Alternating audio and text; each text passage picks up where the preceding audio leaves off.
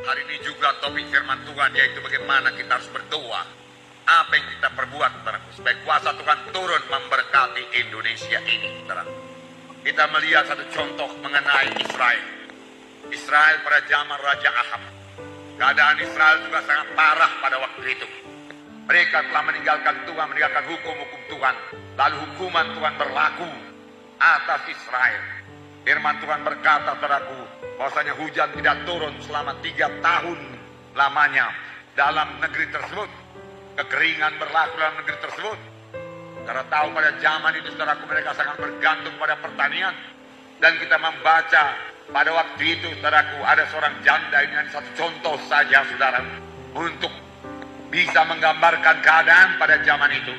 Janda di Sarfat, dia hanya memiliki sedikit tepung dalam tempayan dan sedikit minyak dalam buli-buli. Dia dengan anaknya mencari kayu api, kemudian dia bermaksud, saudaraku, memasak kue yang sepotong itu, lalu mereka makan dengan anaknya, lalu mereka mati. Demikianlah parahnya keadaan pada waktu itu.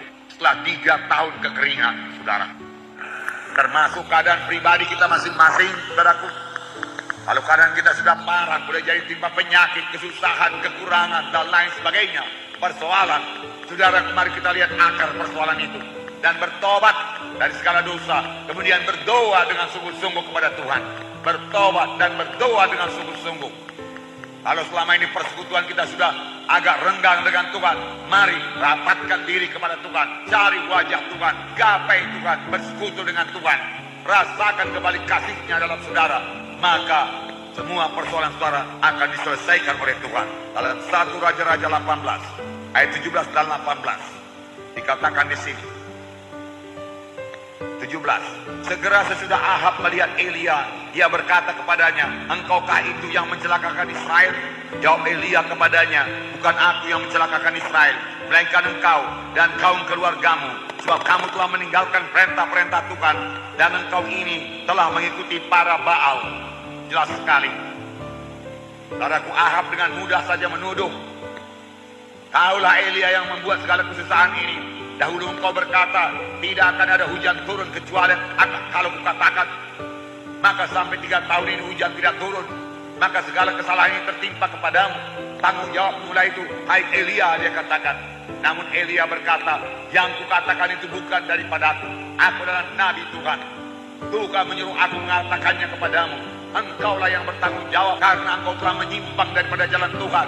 Engkau meninggalkan penyembahan kepada Tuhan dan menyembah Baal dan Astoreth dan Aserah. Itulah yang menyebabkan semua kesusahan ini, dia katakan. Oleh sebab itu, kalau engkau mau berubah, engkau harus bertobat. Nabi Baal, Nabi Aserah harus dibasmi dari seluruh Israel, dan seluruh Israel harus kembali kepada Tuhan. Maka keadaan negeri ini akan berubah. Demikian kira-kira telah dikatakan oleh Elia. Nah, lalu apakah mereka perbuat, saudaraku? Dosa memang harus diselesaikan. Israel harus bertobat supaya nasibnya berubah. Nah, saudaraku, lalu apa yang terjadi, saudaraku? Ada 850 Nabi Baal dan Nabi Aserah. 1 Raja-Raja 18 ayat 19. Sebab itu suruhlah mereka mengumpulkan seluruh Israel ke Gunung Karmel. Juga nabi-nabi Baal yang 450 orang dan nabi-nabi Aserah yang 400 itu yang mendapat makanan dari meja istana Izebel. Rupanya Izebel memberi makan pada 850 orang nabi-nabi Baal dan nabi Aserah. Nah, sedangkan nabi-nabi Tuhan ditinggalkan telantar, makan dari burung gagak, memberi dia makan.